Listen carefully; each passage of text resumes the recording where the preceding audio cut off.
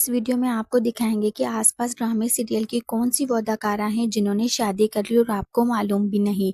ये वीडियो काफ़ी इंटरेस्टिंग होने वाली है, तो वीडियो को एंड तक लाजमी देखिएगा।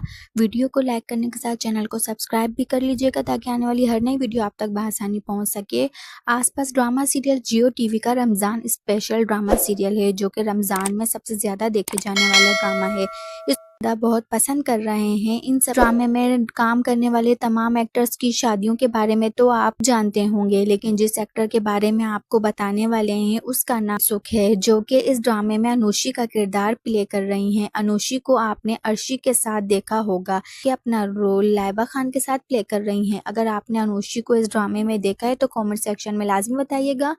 अनुषी, जिनका असल नाम नैन सुख है, इन्होंने रिसेंटली शादी की है, जिसकी तस्वीर और वीडियो आप अपनी स्क्रीन पर देख सकते हैं।